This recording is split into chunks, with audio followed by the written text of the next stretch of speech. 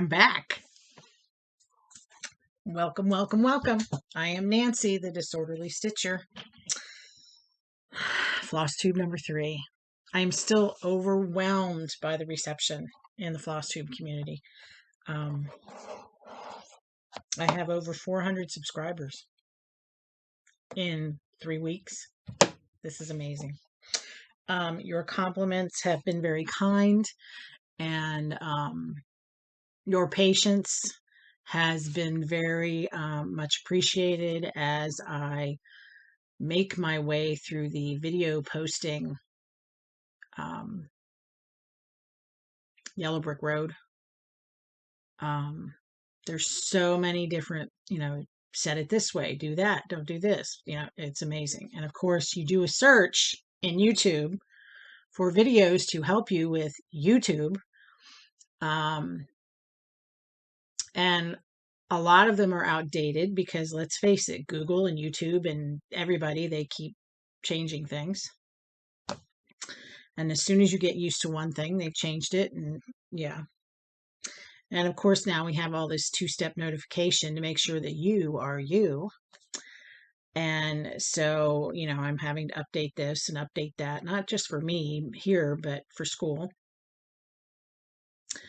And many of the videos, helpful videos I found were in a foreign language, which I do not understand, nor do I speak. So I reached out to some YouTubers to get some help, and they generously gave me some advice. One of those is the Camping Stitcher. I have a link, hopefully, below for her. If not, if the link doesn't work, I have it done as an @ symbol and then the Camping Stitcher. Hopefully it creates a link. If it doesn't, just copy the Camping Stitcher in your YouTube search bar, and you'll go right to her Flosstube. But anyway, she was a great help this week. Awesome. And I recommend her YouTube highly. She's a sweetheart. She's a sweetheart. So what I'd like to talk about today is I have been asked to share a couple of my quilts, which I will do. I do apologize because, remember, I am shooting on my laptop. I haven't invested in a whole video thing. And I have been asked a couple questions about where I get my paper charts and storing my charts in my little notebook. And I thought I'd share a couple of projects that I've kitted up, a couple of bags that I made, and a couple of plans I have for the future. All right. So I'm going to pause this real quick and get set up for the quilts, and then I'll be right back. Okay, here I am. Sorry for the stop and start. I've always loved quilts, even when I was a kid. We lived in Northeast Ohio, and in the wintertime, I would put a couple of quilts on my bed and just tuck them in under the mattress and then slip in, okay? And I'd stay there all night because it was cold. But when we got married in 1986, I decided I wanted to learn how to quilt. And I'm pretty much self-taught. The first thing I ever made, though, was a wall hanging that I made when my son was stillborn in 1992. I consider it my therapy. So then I expanded from there. Again, being disorderly, and somebody said it's a Taurus thing. I don't know. But I'll start something, and then I'll put it aside, and I'll work on something else, and I'll put it aside. So, with that being said, I mentioned Bonnie Hunter, and she makes incredible scrap quilts. She has, let me get the books.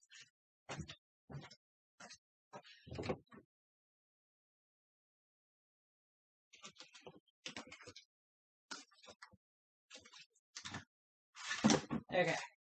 She has numerous books, and I have taken them to Staples and gotten them spiral bound. But Scraps and Shirt Tails was one of them. And one thing she does in her quilts and in her fabric collecting is she will get she will get men's shirts from Goodwill or other stores. People will give them to her. And she does what's called deboning, where she takes the side seams out, the collars, the cuffs, but she saves everything she can. And she makes quilts from them. So, for example, most of that, if not all of it, is made from shirts, men's shirts, and they have to be 100% cotton. Okay. But, she will put anything with anything. Christmas with batik, with Civil War print, with flowers, with you name it, it's in her quilts. And the fun thing is then, when you make a quilt, you always have scraps. And instead of throwing it away, why not put it in another quilt? So she has a pattern called Chunky Churn Dash. And the blocks finish to 6 inches. And what I mean by finished is when you make a block, you get an unfinished measurement because it accounts for the seam allowance. So the unfinished measurement would be 6.5 and the finished measurement is 6. I like little ones. So I took her Chunky Churn Dash and I shrunk it down to a 3-inch finish. Now I'm going to hold this up the best I can. All right, I'm going to show it up close and then I'll hold it up. But these are from scraps that I had from other quilts. They are from scraps that people have given me. And then of course I have the hourglass blocks sort of give your eyes a rest. Because that's always good in a quilt. And the cool thing about scrappy quilts is when I look at some of these scraps, I can see projects that I have made or gifts that I have given in other quilts. So there's one piece of it. So for example, let me see if I can find one. Oh, so like this one. I don't know if you can see it. Where'd they go? This one right here. These are ladies. They're from the gal's name was Lorelei, but they were ladies that were very hippie and very chesty, and she did many different lines on them. Here's some owls that I made a quilt out of for my daughter Abby. Penguins. Here's some penguins. My oldest daughter loved penguins growing up. We went to SeaWorld in Ohio when SeaWorld was in Ohio when she was 3. The only thing she wanted out of the whole park was a penguin. And we still have it. So anyway, I'll open this up a little bit. So hopefully you can see it.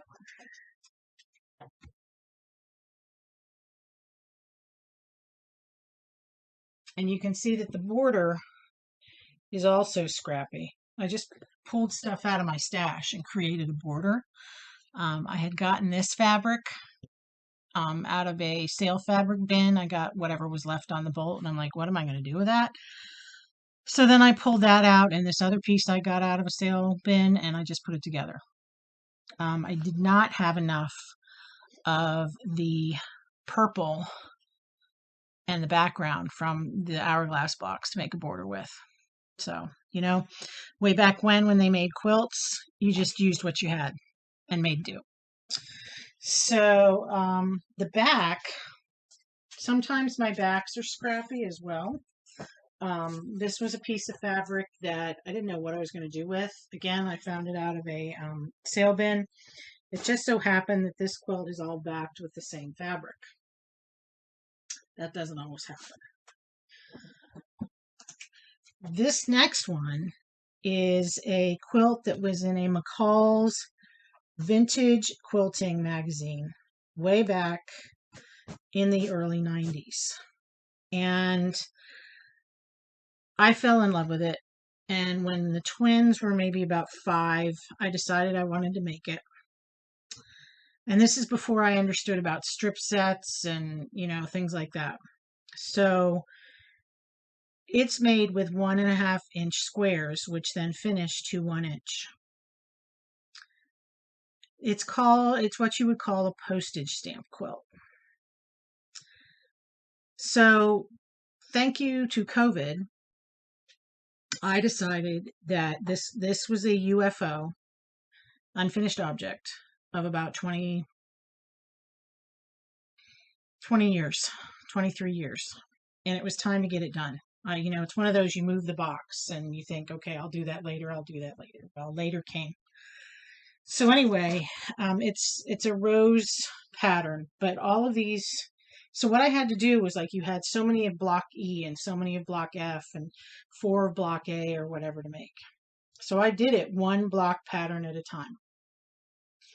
And we're talking, I don't know how many, what's 15 times 15? 10 times 10, about 125. Maybe 125 little 1.5-inch squares in some of these blocks. So I would do a stack of the blocks, and then I would walk away for a little bit, and then I would come back and I'd walk away. But again, this is I wouldn't call it scrappy, but I love it. This one's staying with me, and I told my husband, if need be, you're going to wrap me up in it when I die.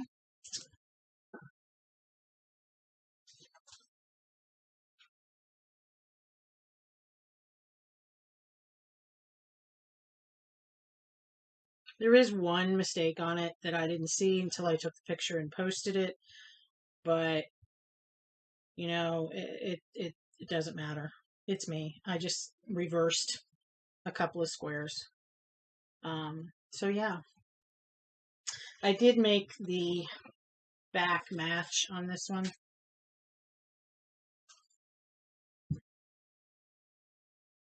But I love my blankets. I love not blankets. I love my quilts. And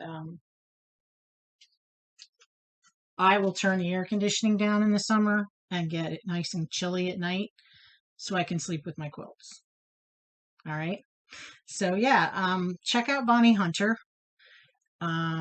She has a she has a YouTube channel. She used to do videos like every month or so called Quilt Cam, and where she would be working on a project and just talking about her project and giving some hints. And they're not tutorials, but she's just talking about them.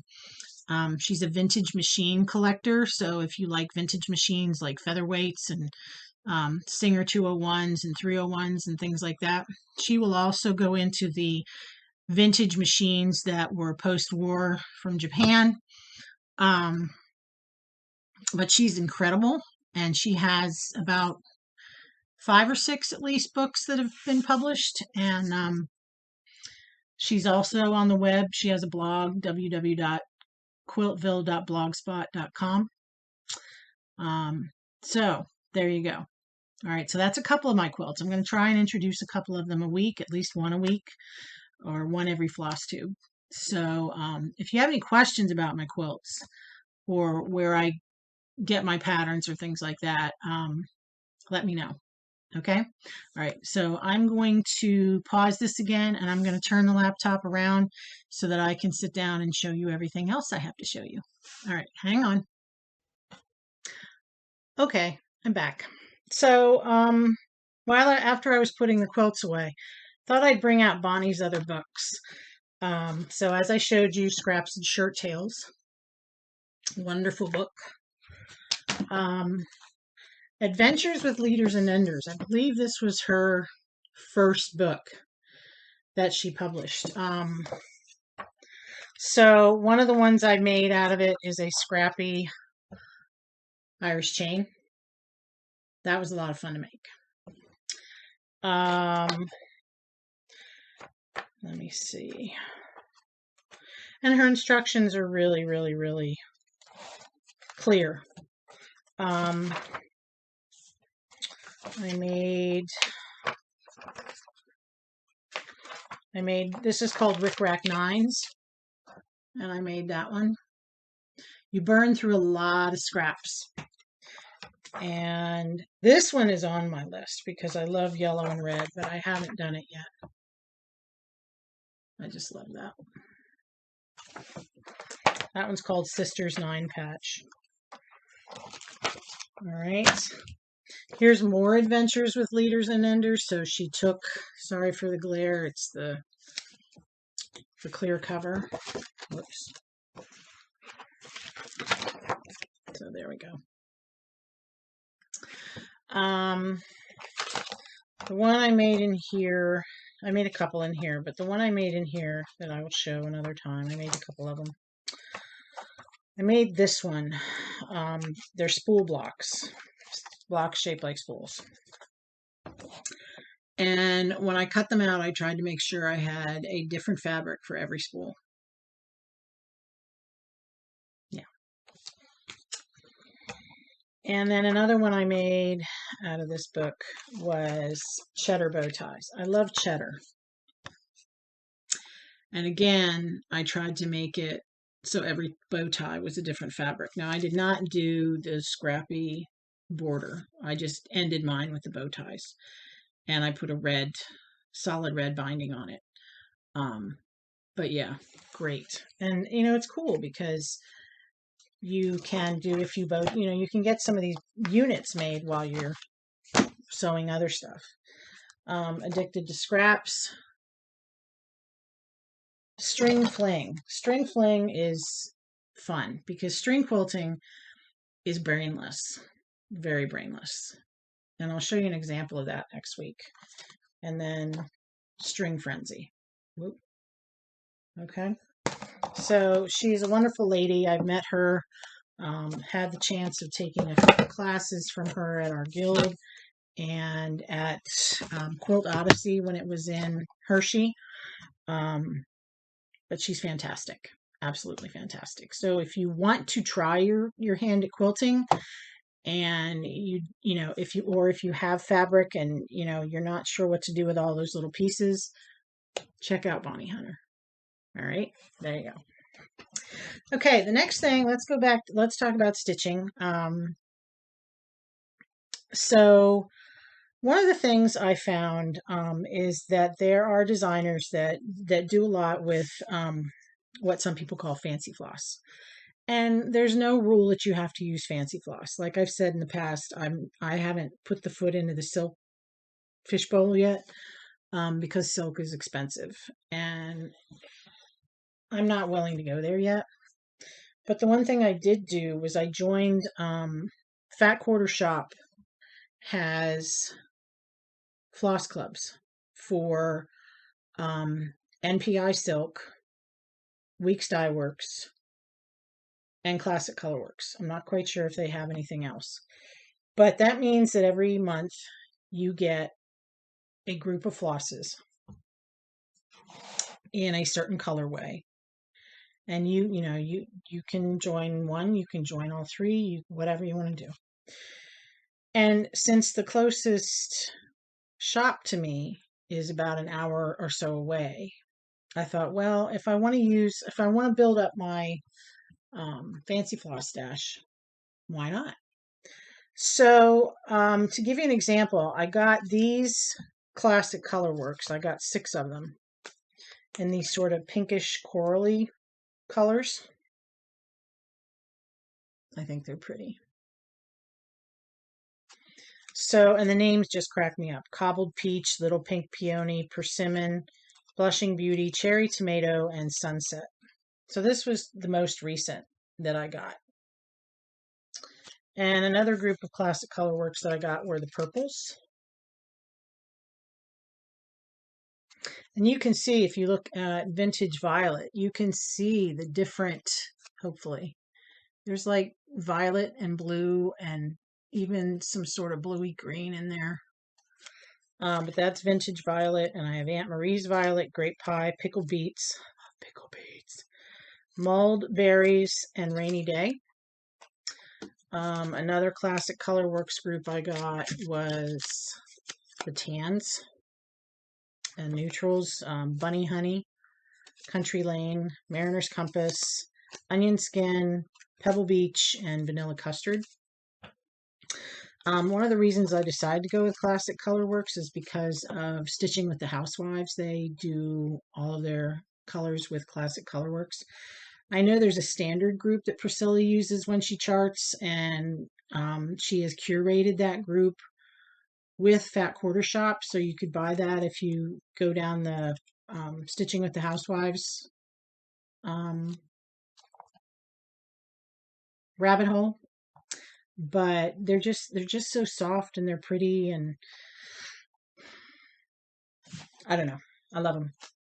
So WIPS Dye Works, same thing. You get a group of colors. So the neutrals I got,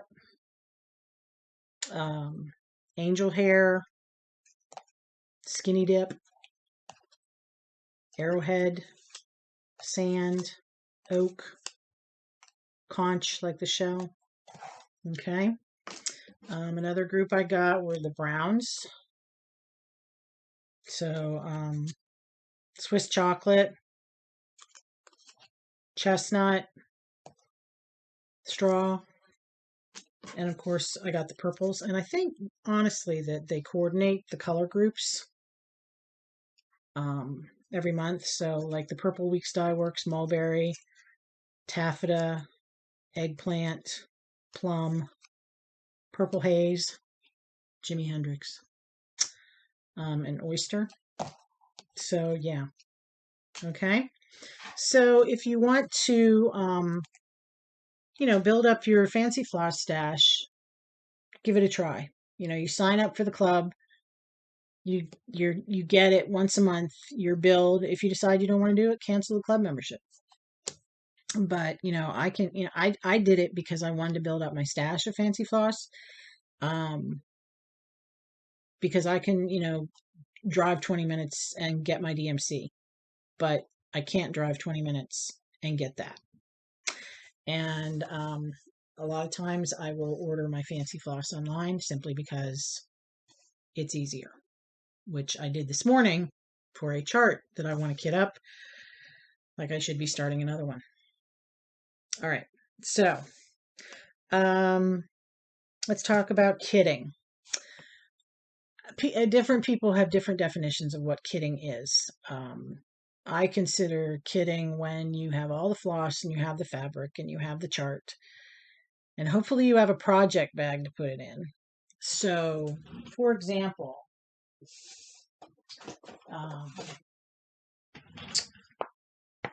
His Eyes on the Sparrow. Now, this has been a hugely popular chart. I have it almost entirely ready to go. I don't consider it kitted because this morning I just ordered 7 flosses, Gentle Arts flosses from 123stitch.com. But it's like almost kitted, and yeah, I have a bag to put it in. So it's going to be on 36 count. Picture this plus doubloon. I don't know if you can see it, but it's really pretty. And then here's most of the threads. So it's a combination of Gentle Arts and WIPS Dye Works, but I just love, I haven't put it on a ring or anything like that.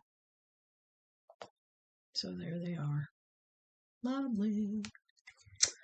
So right now they're all just sitting together in a drawer, ready to go. Do I need to start another one? No. But it makes me feel good. All right. So speaking of project bags, I've shown you my vinyl front ones, and I love them. Working with vinyl is a little tricky. I went out and made the investment to get a Teflon foot for my sewing machine. You don't have to do that. This is what it looks like. I have a Bernina, and the Teflon makes it easier to slide over the vinyl. If you don't have that, you can use a piece of tissue paper. I've also been known to put like a piece of muslin over the vinyl so it slides. I love them. but I don't know if I want to make them any bigger. So I was, cruising YouTube, and I just put in cross stitch project bag in the search, and I found one at Elizabeth Ann Can Stitch, and it is so easy, it's ridiculous. And I'm not a sewer, and for years and years and years, I mean, let's put it this way, I don't do clothes. I did clothes when my kids were little. I don't do clothes. And so zippers were like,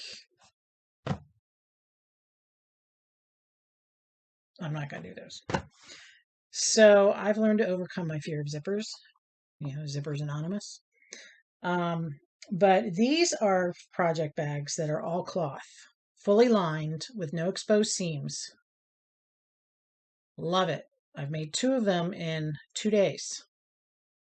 The first one I made a vinyl project bag out of the Very Hungry Caterpillar fabric, and a gal saw it on Facebook, and she said, "Oh, I want one." And I said, "I don't have any more fabric." And she said, "Well, if you find it, let me know." So I sold her the one I had, which was no big deal. I figured I'd find more fabric somewhere. Well, this time I decided to make the all cloth one. So here's my Very Hungry Caterpillar. And you can see the fruit that he eats all over the outside. And I decided to take the complementary fabric and put it up here. All right. And then the inside is the same dots. But I made mine about 15 to 16 inches across and about 13 to 14 inches deep. I just like the bigger size. I figure if I want to use my 11 by 7 Q-snap, I can fit it in here. Cool. Okay. I'm going to make some thread keeps out of the fabric and put them in there. So, because I'm not a real matchy person, but let's face it, they're cute. So yeah, that's my Very Hungry Caterpillar. I have no idea what I'm going to put in there, but it's just cute. Okay. The second one I made was a little more time consuming because I took a jelly roll. And if you know what a jelly roll is a group of 2.5-inch strips that go together in a line. I don't know if jelly roll is a term that is exclusive to Moda. But anyway, they're 2.5-inch strips, and usually they take one of each of the fabrics in a line, and they laser cut them, and then they put them in the jelly roll, so it looks like this. All right, so this one happens to be Homegrown Holidays by Deb Strain, and I'm probably going to make this into a jelly roll rug, which I will show you at some point. But anyway, so I had this jelly roll for years that was sort of pinks and browns, and reds and neutrals. Here we go. So what I decided to do is cut them into 2.5-inch squares. All right. So you're probably saying, why would you cut apart perfectly good strips and then put them back together? Well, that's what quilters do, right? We take perfectly good fabric, we cut it apart, and then we put it back together. So I made this one.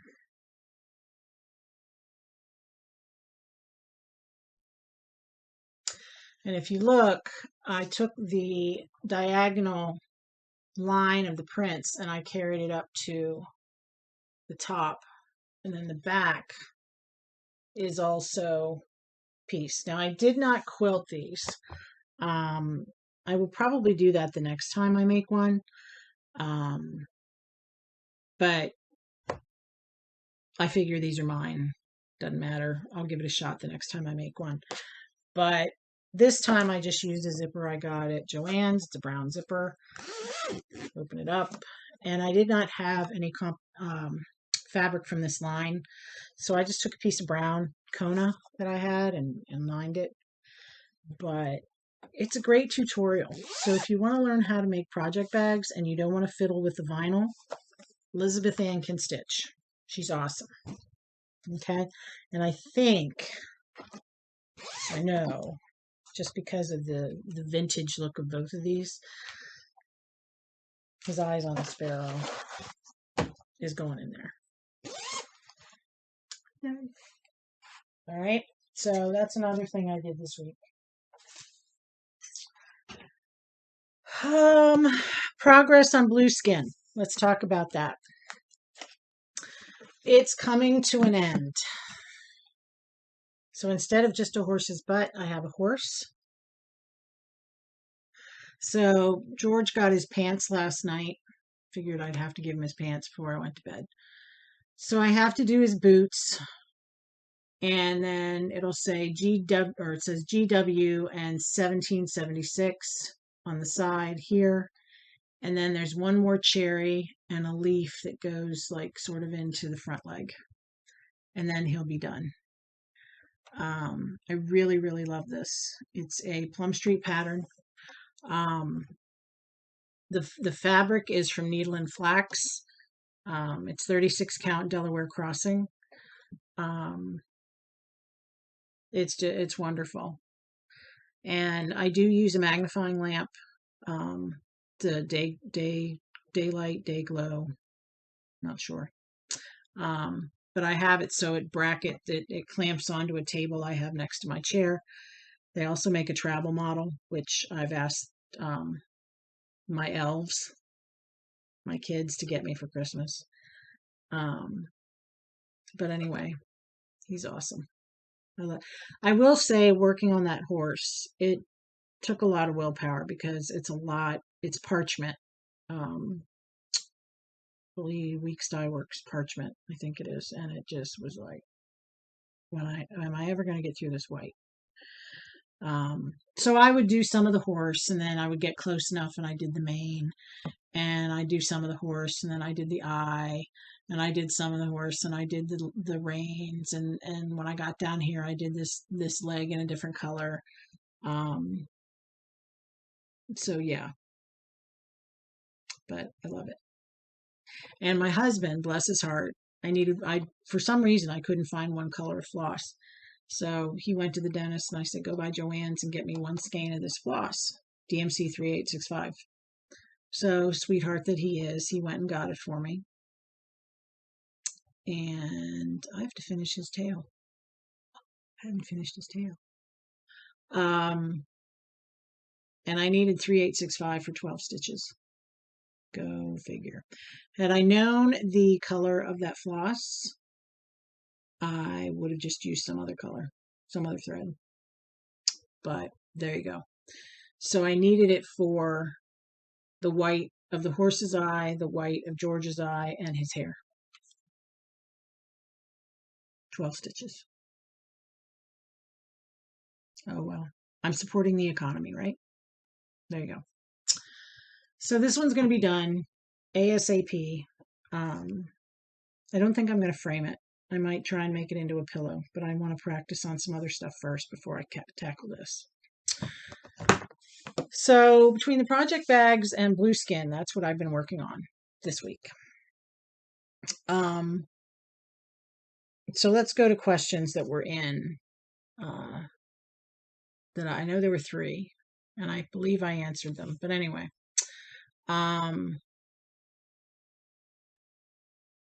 paper charts for stitching with the housewives. Most of mine have come from either 123stitch.com, thefatquartershop.com, or Annabella's in Etsy. I like paper. I do have a few PDF charts, which I will probably then turn around and print on paper. The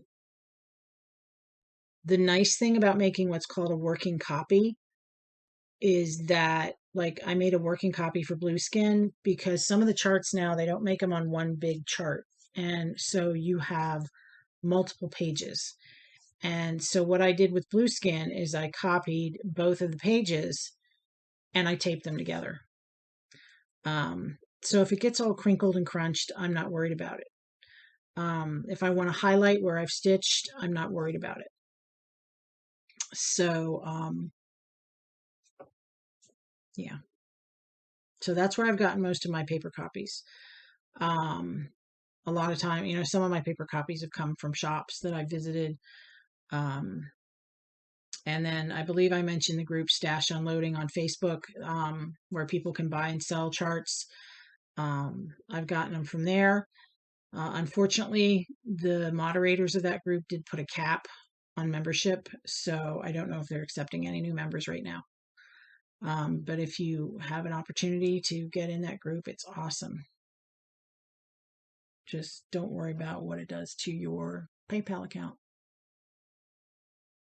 Okay. Another question I had was these notebooks. I got these from Amazon, but I'm sure you can get them at like Staples or Office Max or whatever. They're probably about 5 by 7.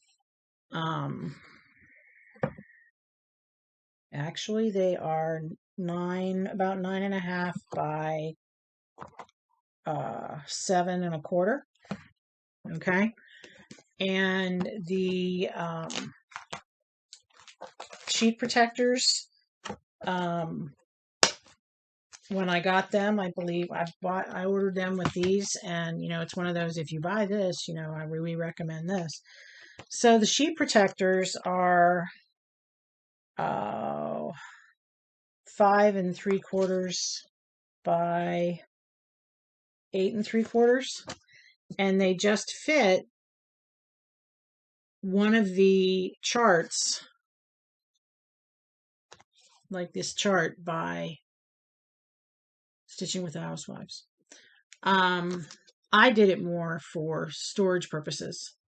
Now, I did keep all the sleeves that they came in case I ever want to sell these charts after I stitch them. So I have a whole drawer of plastic sleeves. And, but like I said, I did it more for storage purposes. I do have some more that I need to put over here. Some more of the calendar crates and other things I bought. So this is really all Stitching with the Housewives. The other one I have is right now, it's just holding, I don't have any sleeves in it, but it's holding, when I was part of the Sew Sampler box club at Fat Quarter Shop, every month you would get a box with lots of wonderful goodies in it. And there was always a pattern. So, for example,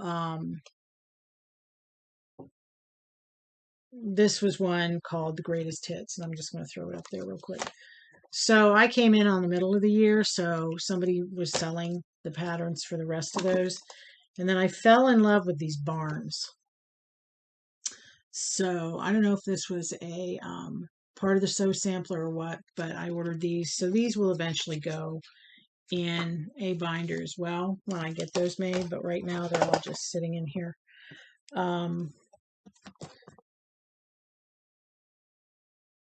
It's just an Avery durable binder.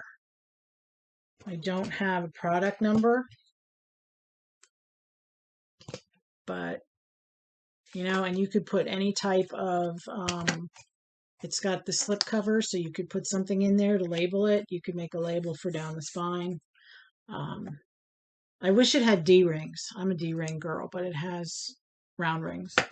But I really, you know, it's like, okay, I'm going to do this, and I'm not going to invest a whole lot of money in it, but again, I did it for storage, because otherwise I don't know where I'd put all my charts.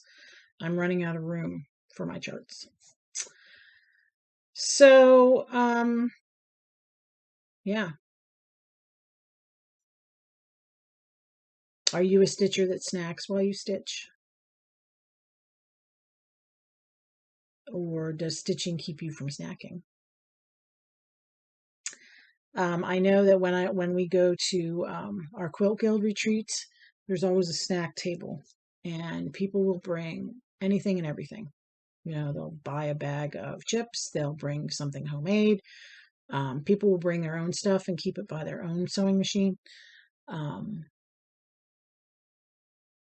You know, I would say my one big favorite snack is popcorn. I don't know if you ever go to Aldi, but they have an organic popcorn. You know, it's already popped, it's in a bag. I can take a bag of that to school and go through it in 1 week. I don't know if it's stress popcorn eating or what, but I love it. The thing about popcorn is, and it doesn't have a lot of stuff on it. The thing about popcorn is it does leave a little bit of a residue on your fingers, and I don't want that all over my fabric or my stitching. So,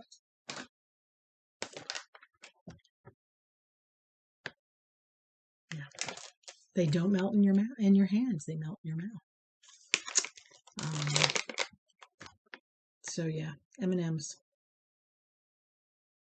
Oh my gosh. Yep, I'm trying not to snack as much as I used to, because I do need that new knee. And yeah, it would be nice to get my new knee. So that's really all I have for Flosstube number 3. Please do me a favor and hit that subscribe button. And one thing I learned this week with YouTube is that the subscribe button will show up, or the notification bell will show up when you subscribe. So then you have to click on the notification bell and decide if you want to get all notifications from my channel, some of them, or what it is. Anyway, there's 3 choices. So decide what, thanks Norton, decide what you want to do, and go from there. But I do appreciate you coming by and watching my channel. I do appreciate the comments. I've heard a lot of people say that I'm just down to earth and genuine. This is who you get. You know, I don't dress up. You can see I'm in my Shippensburg Greyhound shirt this week. So yeah. Okay. So let's have a giveaway. Tell me, answer this question. You have to be a subscriber. You have to click the thumbs up like button, and you need to answer the question. So tell me what you like to snack on when you're stitching or sewing or quilting or whatever you do. And if you don't snack, tell me why. All right. So what can I give away?